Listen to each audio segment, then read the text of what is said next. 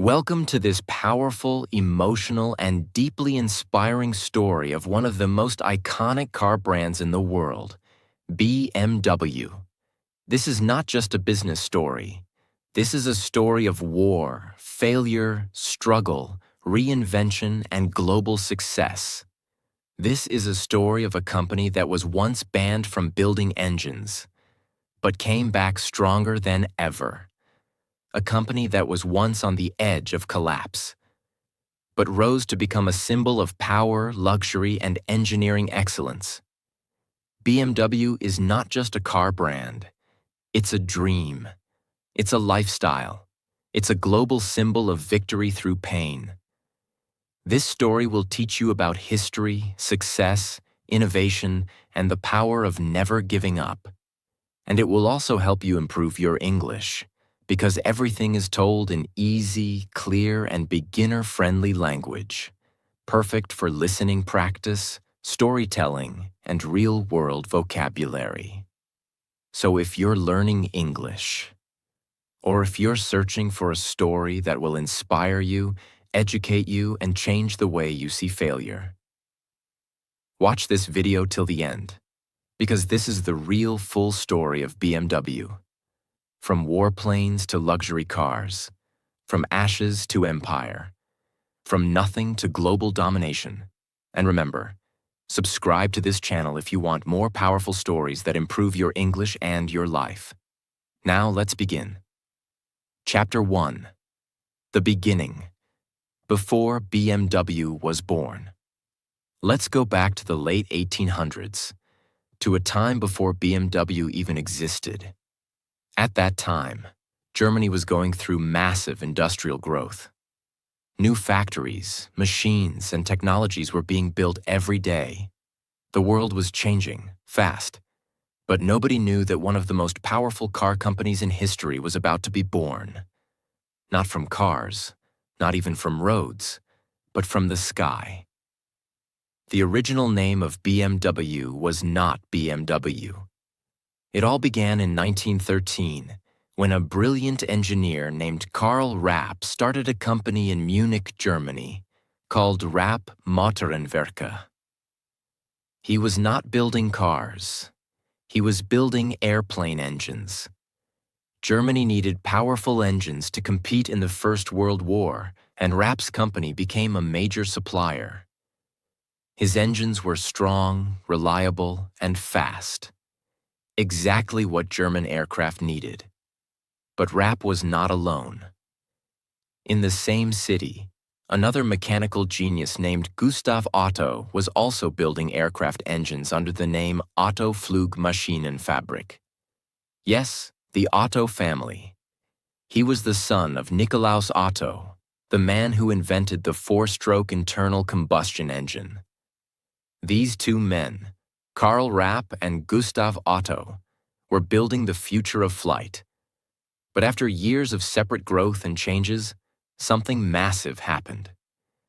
In 1916, their companies were merged together to form a new company, Bayerische Flugzeugwerke AG, or BFW for short. And then, just 1 year later, in 1917, this company changed its name.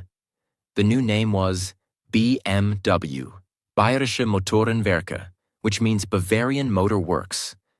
The logo they chose? It was a blue and white circle, inspired by the flag of Bavaria, the state in Germany where it was founded, and many people believe it also represents a spinning airplane propeller. BMW was born. But still, they weren't building cars. They were building airplane engines. And they were doing it extremely well. By the time World War I was fully in motion, BMW had become a key part of the German military supply system. Their engines were known for their performance and power in the sky. One of their most famous early engines was the BMW 3A, built in 1917, a six-cylinder inline engine used in German fighter planes. It was powerful enough to fly high without losing strength, a huge advantage in aerial combat. But then, everything changed. Germany lost the war in 1918, and the Treaty of Versailles, signed in 1919, banned Germany from producing aircraft or aircraft engines. This meant BMW, a company born to build airplane engines, was now illegal in its own industry. They were crushed. Their purpose was gone. Their market was gone. Their product was banned. This was their first near-death moment. But BMW did not give up. After being banned from aircraft engine production, BMW had two choices. 1. Close the company and disappear. 2. Reinvent themselves. They chose the second. In 1923, they built something new. It was a motorcycle, the BMW R32. This was a breakthrough. It had a flat twin boxer engine, shaft drive, and the unique horizontal cylinder design that BMW bikes are still famous for today. It was beautiful, strong, fast, and reliable. And just like that, BMW moved from air to road. Their motorcycles became popular across Germany and Europe. They were seen as premium, high-quality machines. In just a few years, BMW was once again profitable, respected, and growing. But they were not done. There was one more step to complete the transformation: building cars. First BMW car. In 1928, BMW made a bold move. They bought a company called Fahrzeugfabrik Eisenach, which was already building small cars under the name Dixie. BMW took the design of the Dixie, based on a license from the Austin 7 in England, and improved it. The result? The BMW 3/15. This was BMW's first car.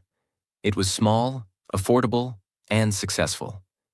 It wasn't a luxury machine yet, but it proved something very important. BMW could build cars, and people would buy them. But just as BMW began to find its identity on the road, the world around it changed again. In the most brutal way. The year was 1933. Germany was changing, politically, socially, and dangerously. Adolf Hitler and the Nazi Party had come to power, and their focus was clear: military expansion, more weapons, more planes, more tanks, more war. And for a company like BMW, whose roots were in engineering powerful engines, that meant one thing: BMW was pulled back into the world of military production. As World War II began, the German military turned to BMW once again. Not for cars, not for motorcycles, but for airplane engines. BMW had the knowledge. They had the engineers. They had the factories. And Germany had no time to waste. BMW became one of the main producers of aircraft engines for the Nazi war machine. Some of their most powerful engines included the BMW 801, used in the famous Focke-Wulf FW-190 fighter plane. BMW 003, one of the world's first jet engines, used in the Messerschmitt Me 262, the first jet-powered fighter aircraft in history. Yes, BMW was literally helping build the future of flight, with advanced engine technology far ahead of its time. But that also meant they were building weapons of war. Here's a truth that must be told honestly. During World War II, as BMW increased its military production, the German government, under the Nazi regime, began using forced labor. Tens of thousands of people, including prisoners of war, concentration camp victims, and foreign civilians, were forced to work in BMW factories under horrible, inhuman conditions. These were innocent people, often treated like machines, not humans. They were hungry, scared, beaten, and had no choice. And yes, BMW was part of that system. This is a painful truth in BMW's history, and the company has later acknowledged this dark past. In fact, BMW's own historians and researchers have published detailed reports about this, and the company has supported projects and foundations to remember the victims and make sure this never happens again. But it's important to understand, success stories are not always clean. Real history is full of mistakes, pain, and truth, and BMW's survival came at a terrible cost during the war. In 1945, World War II ended. Germany had lost, and the price of that loss was absolute destruction. When Allied forces, especially the US and UK, bombed German industrial areas, BMW's factories were targeted. Their Munich plant, the heart of BMW, was heavily damaged by air raids. Their Eisenach plant, where they built cars, ended up on the other side of the new post-war border. In East Germany, under Soviet control, BMW lost everything. They lost their factories, their workers, their car production, their engine business, their brand image. Worse than that? The Allied Control Council, which governed Germany after the war, banned BMW from producing anything mechanical. No planes, no engines, no motorcycles, no cars. They were completely frozen. For 3 years, from 1945 to 1948, BMW was legally banned from doing what it was born to do. Can you imagine that? A company that once made cutting-edge jet engines, now reduced to nothing. They had to find other ways to survive. So what did BMW do? They started making cooking pots. Yes, cooking pots. And bicycles and household items. Anything that could be made from scrap aluminum left from bombed aircraft and engine parts. They even made farm tools and kitchen equipment. It was not glamorous. It was not profitable. But it kept a few people employed, and it kept the name alive. By 1948, BMW was allowed to restart limited production, but only for motorcycles. They brought back the BMW R24, a single-cylinder motorcycle. It sold reasonably well, but not enough. In 1951, BMW tried to get back into car production with the BMW 501, a luxury sedan. But here was the problem. The car was too expensive to build. The car was too slow compared to competitors. The car was too expensive for post-war Germans to afford. BMW was bleeding money. The company had fewer than 10,000 employees. They were losing money every single year. By 1959, BMW was almost bankrupt. They were worth almost nothing. They couldn't pay debts. They couldn't compete with Mercedes-Benz, which was dominating the luxury segment. A deal was proposed to sell BMW completely to Mercedes-Benz. Yes, BMW was almost swallowed up by its biggest rival. It was almost gone forever. But then, something happened that saved BMW's life. A man named Herbert Quandt, a powerful German industrialist, saw what was happening. He believed in BMW, even when everyone else thought it was finished. Even when Mercedes was ready to buy it. He said no. He personally invested millions of dollars, in today's money over $100 million, into BMW. He took major control of the company. He restructured the debt, changed the strategy, and saved BMW from collapse. Because of Herbert Quandt, BMW remained independent. BMW survived. BMW had a second chance. This was BMW's turning point. After 2 wars, after being banned, after financial failure, BMW was still standing. But survival is not the same as success. Chapter 2. Reinvention. The ultimate driving machine is born. By 1960, BMW had no strong product lineup, no luxury image, no brand identity. Its only recognizable product was its motorcycles. Still reliable, but not profitable enough to carry the whole company. They had just avoided being swallowed by Mercedes, but they were still seen as small, confused, and financially weak. If they wanted to survive, BMW needed to do three things. 1. Build a car that people loved. 2. Stand for something powerful. 3. Create a long-term vision. And that's where the revolution began. In 1961, at the Frankfurt Motor Show, BMW revealed something totally new.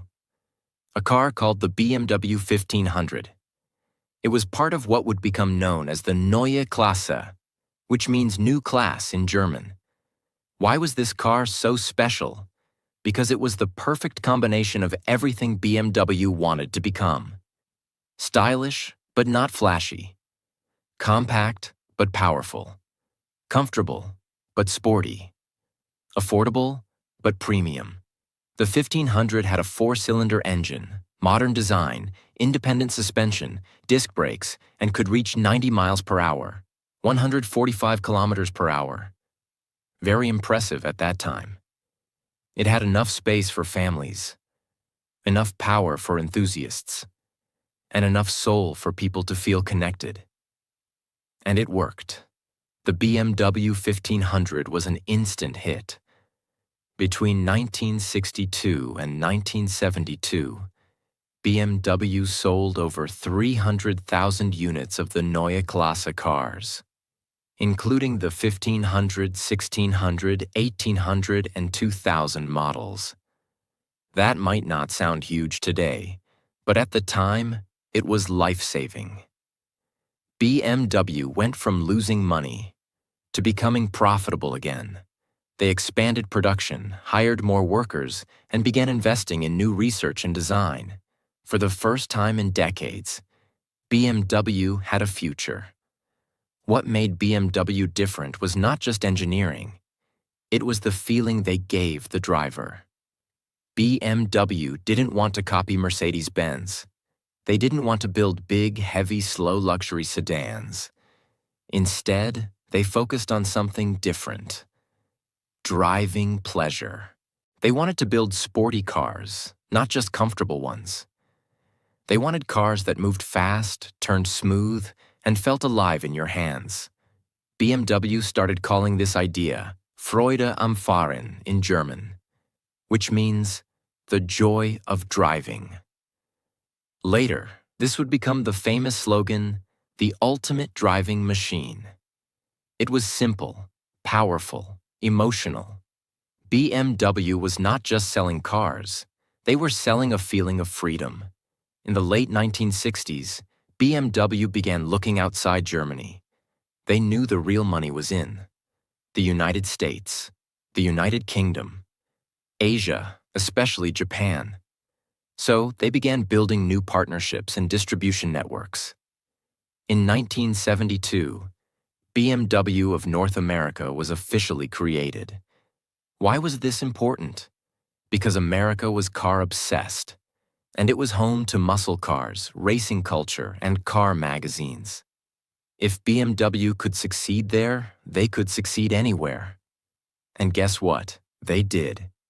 BMW drivers in the US loved the balance of European engineering and sporty performance. It felt like nothing else on the road. The BMW 2002, released in 1968, became a cult car in the US. It looked simple but drove like a beast. Car and Driver magazine called it one of the greatest cars ever made. And sales exploded. By 1975, BMW had become a respected international brand. In 1973, BMW completed its new global headquarters in Munich, Germany. It was shaped like a 4-cylinder engine, a bold symbol of BMW's engineering soul. Next to it, they built the BMW Museum, shaped like a giant bowl. These buildings weren't just offices, they were statements. BMW was saying to the world, we are not just a car company. We are an engineering legacy, and that blue and white circular logo, it became a global symbol of precision, elegance, passion, speed, power. Now comes one of the most important moments in BMW history. Between 1972 and 1977, BMW launched the three core models that still define the company today. 1. BMW 5 Series, 1972. Midsize luxury sedan. Perfect for families and executives. Balanced, beautiful, reliable. 2. BMW 3 Series, 1975. Compact sports sedan. Affordable but fast. Became BMW's best-selling car of all time. Still exists today. More than 16 million sold. 3. BMW 7 Series, 1977. Full-size luxury sedan. Designed to compete directly with Mercedes-Benz S-Class. Elegant, high-tech, and powerful. This wasn't random. BMW was organizing its identity. Each model had a number for the class, and more numbers for the engine. Suddenly, the world began to understand the BMW system. They weren't just buying a car, they were joining a club. By 1980, BMW was no longer just surviving.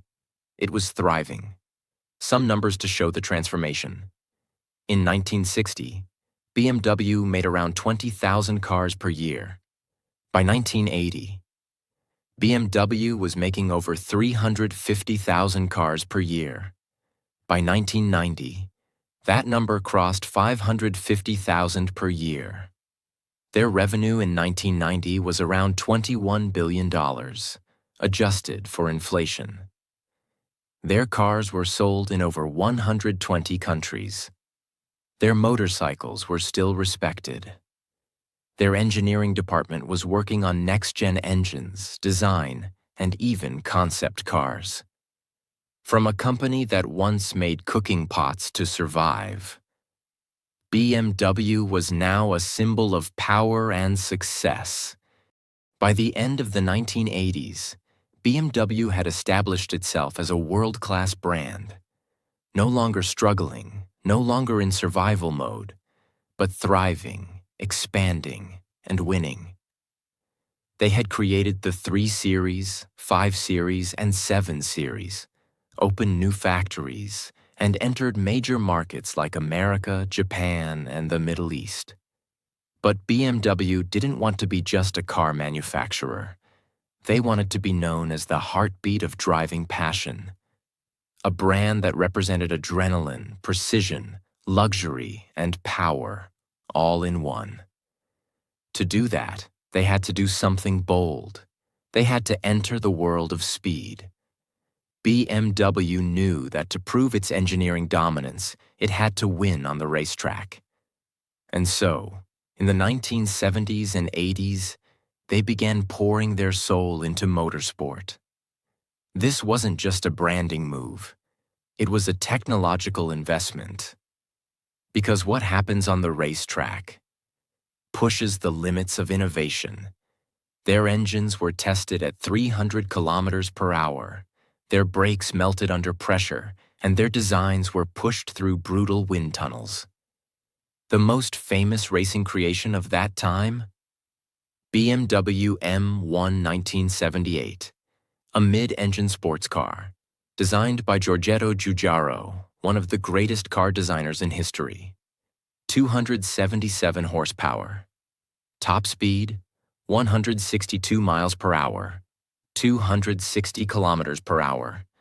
Built for Group 4 and Group 5 racing.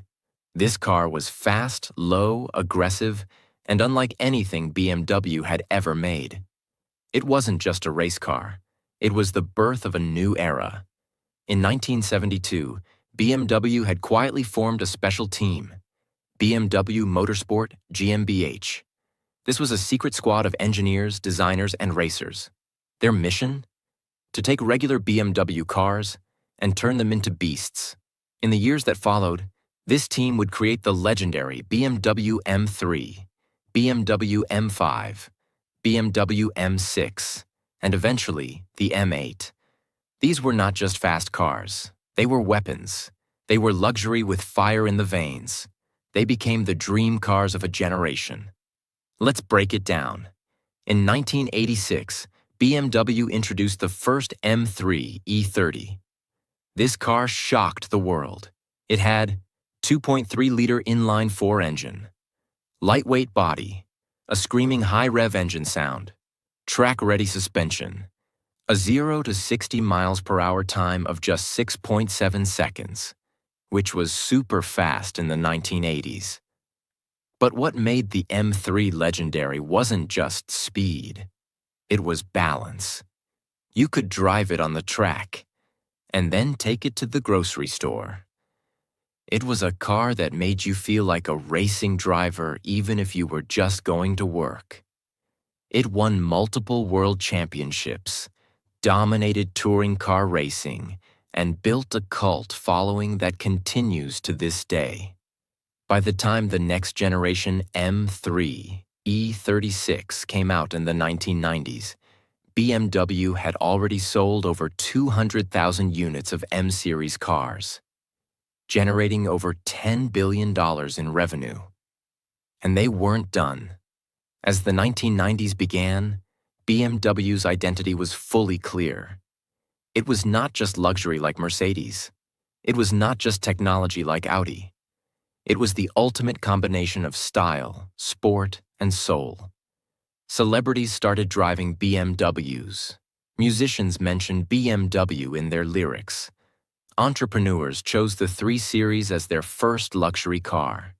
The 7 Series became the car of choice for diplomats and CEOs. Every BMW model became a statement. The 5 Series meant, "I've made it in life." The 3 Series Coupe meant, "I'm young, rich, and fast." The M5 meant, "I want a supercar in a suit." Even movies got involved. James Bond drove a BMW 750 IL in Tomorrow Never Dies, 1997. Mission: Impossible featured BMW M5 chases. BMW Films was launched. Short cinematic films starring Clive Owen, made to show the emotion of driving. This was brilliant marketing. BMW was no longer just a company. It had become a culture. With growing demand, BMW had to scale fast. They opened or expanded production in Germany, Munich, Dingolfing, Regensburg; South Africa, Rosslyn Plant; United States, Spartanburg, South Carolina, opened in 1994; China, joint ventures in Shenyang; India, Brazil, and more. The Spartanburg plant became a major part of BMW's global strategy. By the early 2000s, it was producing more than 1,000 cars a day, mostly X-Series SUVs, which were booming in demand. Let's look at the numbers to see the transformation. In 1990, BMW sold about 560,000 cars. Revenue, approximately $21 billion. In 2000, sales crossed 1 million units. Revenue, $45 billion. Net profit, over $2 billion. By 2010, BMW Group, including Mini and Rolls-Royce, sold over 1.4 million cars annually. Revenue, $80 billion. Net income, over $4 billion. In just 20 years, BMW had quadrupled in scale. BMW wasn't just chasing speed. They also focused on safety, engineering precision, technology, comfort, sustainability. They introduced features like iDrive, a touchscreen plus dial controller system, heads-up display, adaptive cruise control, run-flat tires, active steering.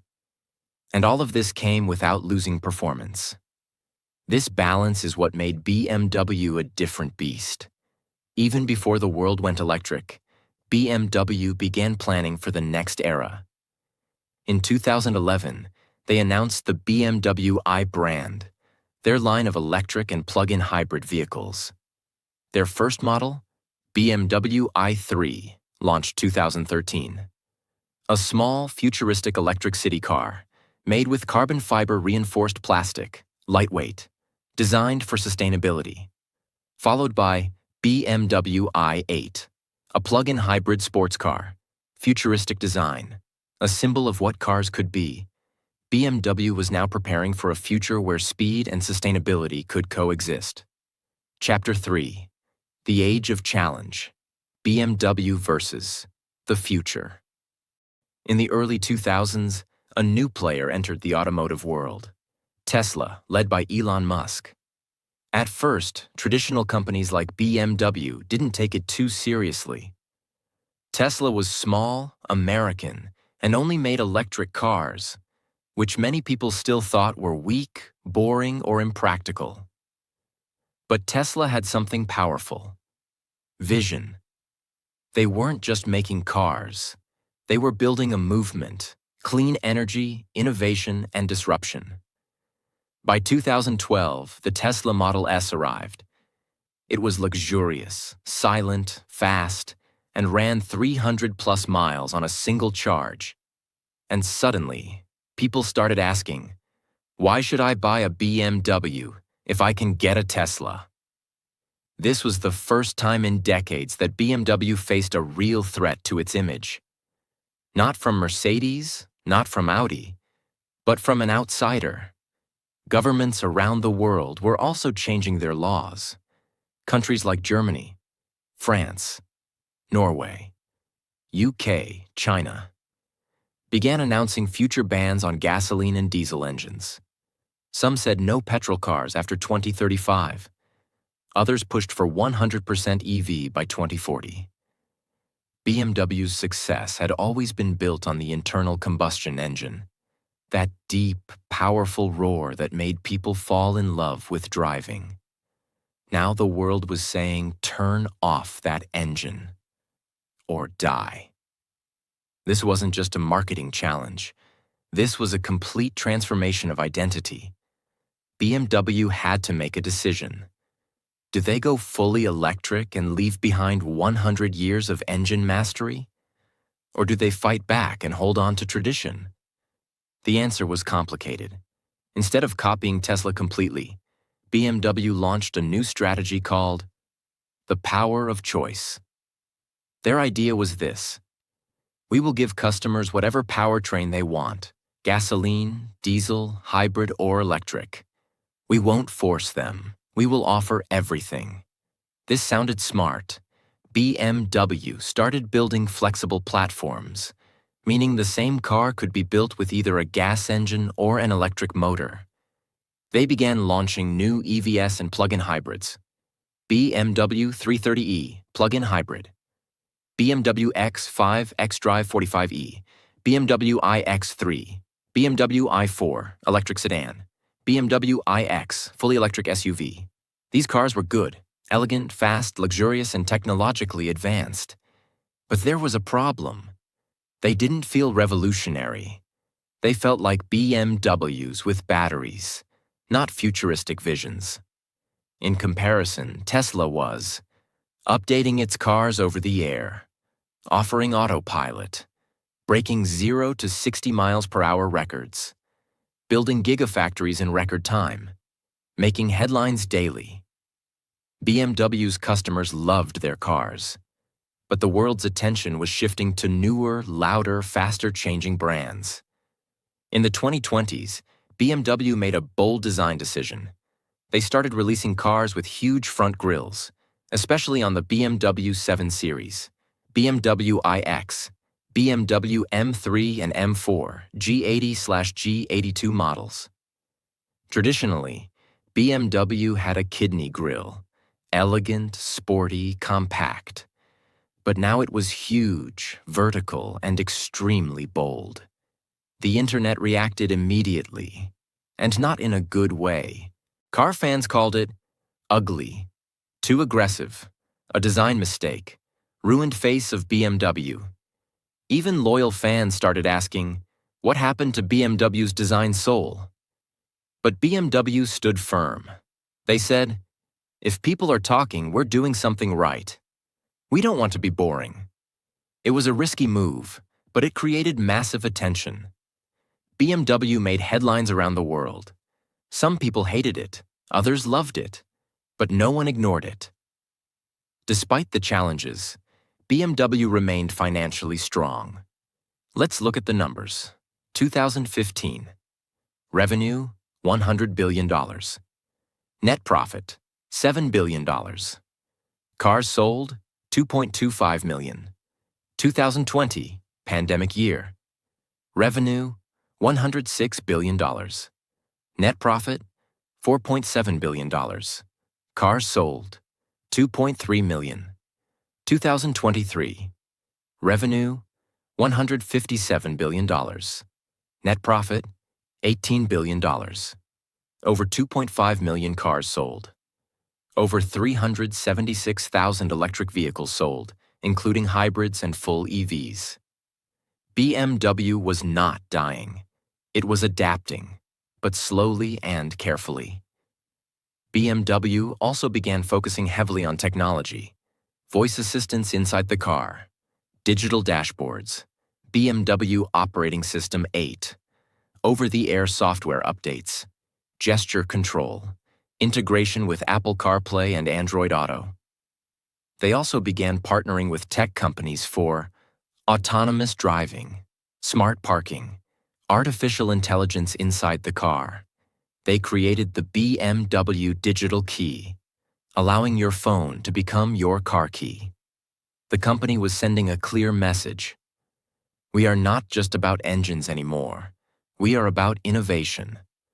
One of BMW's smartest moves in the 2020s was rethinking its brand message. Instead of only focusing on horsepower, top speed, 0 to 60 numbers, they began focusing more on joy, freedom, sustainability, emotion. They redesigned their logo in 2020, making it flat, modern, and minimal, a symbol of digital evolution. Their slogan also evolved from the ultimate driving machine to a more emotional approach, sheer driving pleasure.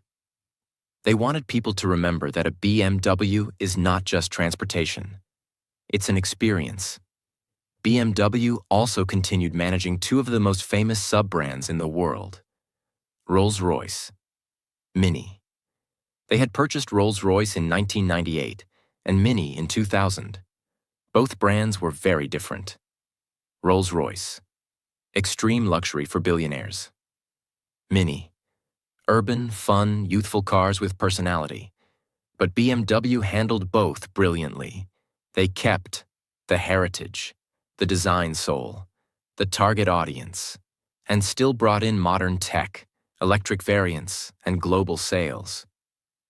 BMW's long-term strategy, called Neue Klasse, yes, same name as the 1960s revolution, was reintroduced. This time it stands for fully electric platforms, radical design innovation, circular economy, recycling sustainability, zero emissions, high digital experience. By 2030, BMW plans 50% of all sales to be electric, all Mini and Rolls-Royce models to be fully electric, all factories to be carbon neutral. They also committed over $100 billion for EV development and battery factories. Chapter 4. Legacy, Love, and the Unstoppable Soul of BMW. As BMW entered the 2020s, it stood at the edge of a new era. Not just a new chapter in design, or new technologies, or new electric ambitions, but a new kind of challenge. To stay human in a world becoming more machine. To stay emotional in a time becoming more digital. To stay BMW in a world trying to change what cars mean.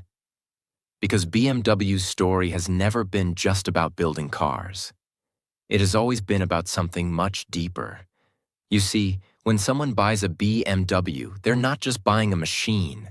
They're buying confidence, movement, dreams, power that listens, and sometimes the proof that they made it. Ask any passionate BMW driver and they'll tell you, when I sit behind that steering wheel, I feel alive. There's a reason the brand has survived. 2 world wars, economic collapse, legal bans, near bankruptcy, global competition, technological revolutions, and the biggest transformation in car history, electricity. No matter what happened, BMW kept moving, and so did the people who loved it. BMW is the car for the person who doesn't want to show off but wants to feel something, doesn't just drive but lives behind the wheel, doesn't need the fastest 0 to 60 time, but loves how the car hugs the road, wants a car that isn't just smart, but also speaks to the heart. That's why for millions of people, their first BMW is unforgettable. Maybe it was an old 3 Series. Maybe it was a hand-me-down from their father. Maybe it was a second-hand car they saved up years for. Maybe it was the reward they gave themselves after building a business. But it meant something. It wasn't about leather seats. It was about that first morning drive, the first turn, the way the engine whispered, "You're not just going to work today. You're alive." BMW's journey is one of the most powerful business lessons in human history. Here's what it teaches us. 1. You can be reborn more than once. BMW was almost destroyed multiple times. In 1919, when Germany was banned from making planes.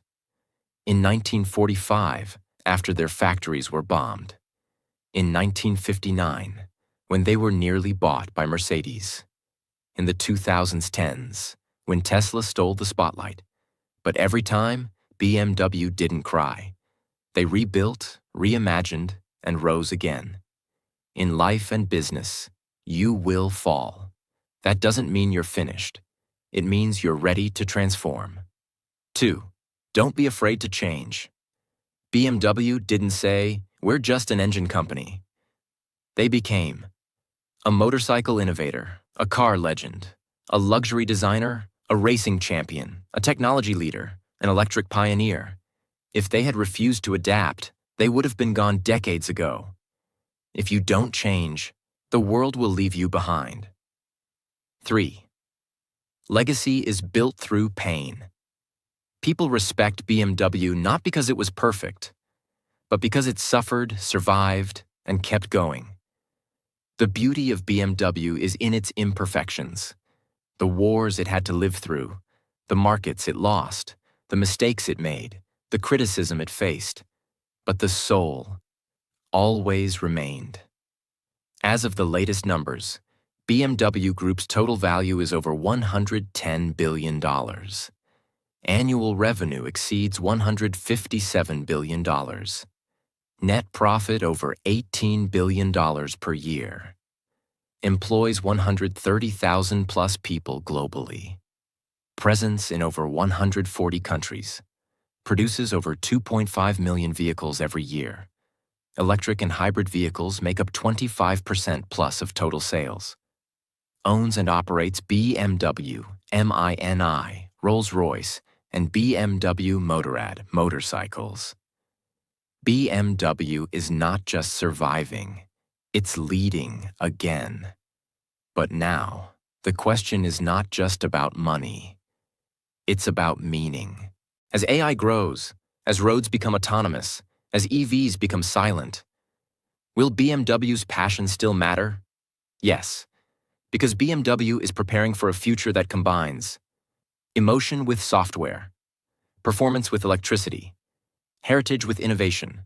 Their upcoming Neue Klasse EVs promise to be faster than ever, more sustainable than ever, more digital than ever, yet still feel like BMWs behind the wheel. That's the secret. BMW refuses to let technology kill emotion. They want to prove you can still feel joy, even in the age of silence. You may never own a BMW. You may never drive one. But the story you've just heard is not really about a car. It's about a group of humans who refuse to quit. A company that rose from ashes, again and again. A symbol of reinvention. And a reminder that nothing is truly over until you give up. BMW lost everything, not once, not twice, but multiple times. And yet here they are. Still building, still racing, still dreaming. And maybe that's what you need right now too. Maybe your life has hit a wall. Maybe your dream feels broken. Maybe your identity is being tested. Maybe the world thinks your time is over. Let BMW remind you. You're allowed to collapse, but you are not allowed to stay down. You can reinvent. You can evolve. You can become the ultimate driving machine of your own life. BMW is not just a company. It's a lesson in courage, a story of speed, soul, and survival, and a reminder that every engine that stops can start again. Thank you for watching this full biography. And remember, this story wasn't just told for entertainment. It was told to improve your English, to inspire your mind, and to awaken your heart. If you learned something powerful today, if your English improved with this story, if you felt emotion from a brand's life story, then do one thing right now. Like, share, subscribe, because this channel is here to teach you English and also to change your life, one story at a time.